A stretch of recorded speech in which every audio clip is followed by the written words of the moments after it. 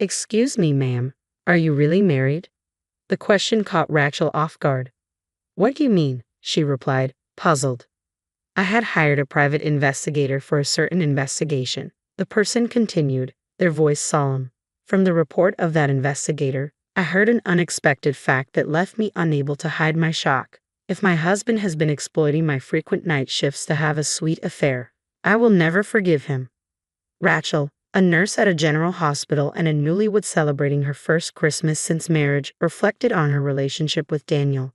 They had met at a social gathering, bonded over their shared last name, and married after 4 years of dating. Daniel, 5 years her senior and a gentleman, worked as an area manager at a retail store, often traveling for business. With no children yet, Rachel took night shifts to earn extra income, enjoying more days off as a result. Their marriage, although relatively new, had been filled with trips and dates until Daniel's unexpected presence at home after one of Rachel's night shifts raised questions. I'm home, huh? Daniel, you're not off today, are you? Rachel asked as she walked through the door. Daniel, visibly uneasy, hesitated before responding. Well, you see, I have a sudden business trip starting tomorrow. They gave me the day off today. Rachel felt a pang of disappointment at the news of Daniel's upcoming week-long trip. She had been looking forward to their rare consecutive holiday, hoping for a slow evening together. If it's for work, she sighed, trying to mask her disappointment. With no other option, I shifted gears and decided to drive Daniel to the airport. The drive took about 2 hours, and his flight to the head office in New York was another 2 hours. After bidding Daniel farewell at the airport, a place I rarely visited, I took a leisurely stroll and had lunch at a nearby famous cafe before returning home. Exhausted, I collapsed on the sofa and noticed an unfamiliar envelope under the TV stand. It must have been something Daniel, who was supposed to be on a business trip, had left behind. Feeling a twinge of guilt, I opened the envelope and found an album filled with pictures of Daniel, an unknown woman, and a little girl, possibly around 5 years old, in front of a kindergarten classroom dressed in a school uniform. What on earth is this? My mind raced. Could Daniel be having an affair? And with a single mother? Unforgivable infidelity. The word echoed in my mind, prompting me to dial Daniel's office.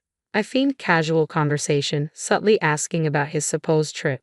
To my shock, they informed me that Daniel was on bereavement leave. Moreover, there were rarely any business trips from their branch to the head office. Confusion set in. Daniel had claimed he was away on business, but he was actually on bereavement leave. I hadn't heard anything about it. He had been lying to get time off work, just to meet with the woman and child in those photos. That was the only conclusion I could draw. Determined, I began searching for a detective agency. After settling on one, I planned to visit the next day. Yet throughout it all, I couldn't shake the realization that Daniel had been deceiving me for the entire 4 years we'd been together, fabricating these supposed business trips. A profound emptiness washed over me. Perhaps from exhaustion, I eventually drifted off to sleep. When I woke, it was already 6 a.m. the next day. With an appointment set for 10 a.m. at the detective agency, I carefully packed the envelope I found into a larger bag to ensure it wouldn't crease. As the appointed time approached, I walked through the gates of the detective agency for the first time in my life. The words I had rehearsed flew out of my head the moment I opened the office door. Inside, I found a young detective, barely in his mid-20s, dressed casually like a college student. Seeing my surprise, he greeted me with a casual smile. "You think I'm an immature-looking detective, don't you?" he said, lightening the mood. "Oh no, I'm sorry," I replied quickly. This is my first time in a place like this. I'm a bit nervous." He chuckled softly and gestured for me to sit on the sofa, ready to hear my story after a brief exchange. I placed the album, which had ignited my suspicions of Daniel's infidelity, on the table. True to his profession, the detective swiftly began gathering necessary evidence, making coffee with practiced ease. He carefully examined a copy of the photograph showing Daniel, the woman, and the little girl in front of the school. "This is likely a significant clue," he remarked, pointing out the clearly visible name of the school. Without delay, he searched for the preschool online and placed a call from another room. I couldn't see how he obtained the information, but soon he returned with news. The little girl in the photo was indeed enrolled at that preschool, currently on a leave of absence. Located in New York, the investigation would be costly, but I was determined. Despite being a nurse, I had been investing in stocks and forex since adulthood, achieving reasonable returns. Now, I resolved to use these funds for the investigation. The detective estimated the trip's duration uncertain, depending on how quickly we could gather evidence. Yet beyond financial concerns, what drove me was the deep humiliation of being deceived by my husband. I was determined to gather proof at any cost. The detective speculated that once Daniel returned home, the little girl might also resume attending preschool. The next day, I went to work as usual, hiding my turmoil beneath a facade of normalcy. I carefully replaced the envelope and its contents exactly where I had found them. Soon after, I received a message from Daniel, who was supposed to be away for a week, informing me, "Sorry, my business trip is extended by 3 more days. I'll be back on Sunday." Following our plan, I contacted the detective on the day Daniel was scheduled to return home. The detective, eager to begin, flew to New York the next day to initiate the investigation. That evening, I received a surprising call from him, revealing an unexpected development. "During the preliminary investigation, we've uncovered something unexpected," the detective started. "What do you mean?" I asked, bewildered. "I'll be back tomorrow. Can we meet soon?" I responded, urgency in my voice. I visited the detective's office promptly after finishing my night shift the next day, consumed by thoughts of Daniel's possible infidelity. Was he cheating after all? I asked the detective as soon as I arrived. The detective hesitated before responding, his expression grave. "No, I think the situation might be even more serious." His words made me swallow hard. "What do you mean?" "Firstly, it appears true that your husband took bereavement leave from his company. But Mrs., are you sure you're really married to Daniel?" he asked, his tone cautious. "What are you implying?" "We officially registered our marriage 6 months ago," I protested. "In fact," the detective continued, "I followed Daniel and your daughter back from her kindergarten in New York and found their home. According to locals, Daniel has been living alone there for the past 4 years, only returning to New York a few times a year."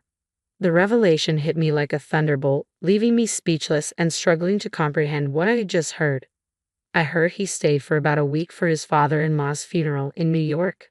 "No way," I stammered, unable to find words. "Since you and Daniel originally had the same last name, it's hard to say anything definitive at this stage. But I would suggest checking at the city hall," the detective advised after I expressed my gratitude. Following his advice, I went straight to City Hall.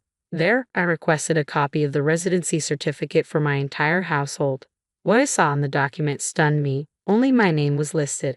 "No way, there must be some mistake," I exclaimed, feeling a surge of confusion. I appealed to the female City Hall staff member assisting me. She looked distressed as she replied, "Even if you say so, we couldn't find any record of your marriage." Desperate and near tears, I pleaded, "Please check again. My husband's name is Daniel."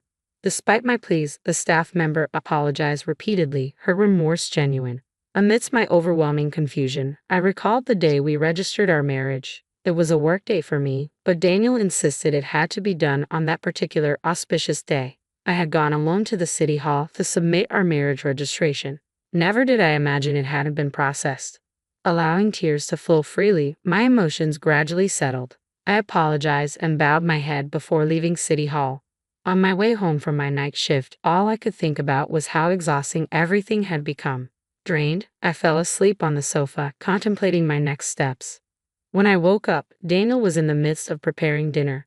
Seeing him like that reminded me of the woman and the girl in the photo. I was furious about being deceived, but I knew losing my composure now would hinder any action I could take.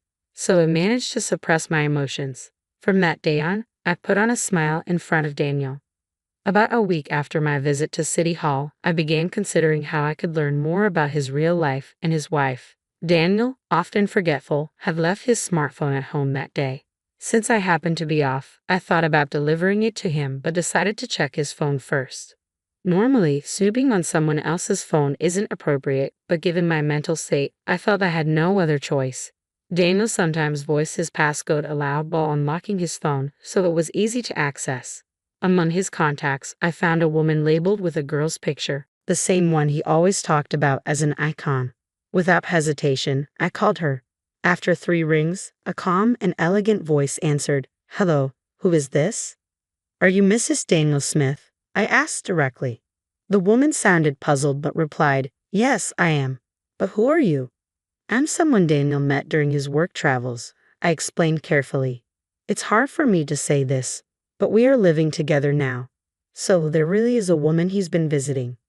"I see," she responded calmly. "I was planning to visit my husband who lives there during the end-of-year holidays. Can we talk then?" I hadn't expected this turn of events but gladly accepted her generous offer. Around the same time, Daniel mentioned, "Sorry, but there's a reunion in my hometown this New Year's, so I'm going back home." I had been eagerly waiting for these words from Daniel. When he finally proposed the meeting, I immediately agreed. According to what his wife told me, Daniel's hometown was in the next town over. I had believed both his parents were deceased and that he had no relatives, but it turned out they were alive and well, residing nearby. With only a month left until the end of the year, I sought out a lawyer specializing in relationships, determined to thoroughly confront and punish Daniel. Until the day of our showdown, I continued to act normally around Daniel, though emotionally it was unbearable. Finally, 1 month later, the day arrived. I told Daniel I had a night shift starting on the 30th and left the house with a smile, wishing him a happy new year. I managed to arrange for vacation days from December 30th to January 2nd under the guise of work obligations. On the 30th, I stayed at a business hotel, and on the morning of the 31st, I met with Daniel's wife at our designated meeting place. There I saw an elegant woman, just as she appeared in the photos, Mary. She had married Daniel 6 years ago, and they had a 5-year-old daughter. After a brief introduction, Mary and I began to execute our plan. Mary had flown in from New York with her parents and daughter. After leaving her daughter with her mother and father in their hotel room, we headed to Daniel's family home. Mary had already spoken to Daniel's parents beforehand, so I was surprised when they greeted me with deep bows upon seeing me. As planned, on the evening of the 31st, Daniel opened the door to his parents' living room. "I'm home," he announced. "Welcome back." The woman who greeted him with a smile was not his mother, nor was it Mary. It was me. Daniel paled. "Why are you here?" he stammered. I faced Daniel calmly, with a smile. "What's this? Weren't you married to me?" Daniel was stunned into silence. Before he could respond, Mary spoke up quietly. "What's the meaning of this, Daniel? We just had a baby and needed help from our parents. I asked you to work away from home, but behind our backs, you've been leading a double life and having an affair." Mary's words hung in the air, delivered with such certainty that for a moment, I felt a chill run down my spine. "I'm just glad we're on the same side now," I began, directing my anger at Daniel. "Every time you said you were going on a business trip, you were actually meeting with your family. You were married. Why did you approach me? Did you think you could deceive me? This is marriage fraud, you scum. When I asked your company about your business trips, they said you hardly ever go on them. What were you thinking? You have such a beautiful wife and an adorable daughter at home. I was such a fool to believe your lies." Confronted by both of us, Daniel's smirk suddenly broke into laughter. "I wonder how I was found out," he mocked. "Living a double life was fun, especially with Rachel working nights. It was easy to deceive you because we have the same last name, and you were mostly working nights." Upon hearing these callous words, Daniel's mother, who couldn't believe her son's deceit, gave him a punch in the face. I looked at Daniel sternly and continued, "Besides me, you had 3 other lovers, didn't you?" I thrust the incriminating photos at him. Startled, Daniel sputtered, "What is this? Are you stalking me? I'll sue you." "These are all pieces of evidence gathered by a private investigator I hired because I suspected you were having an affair," I retorted firmly.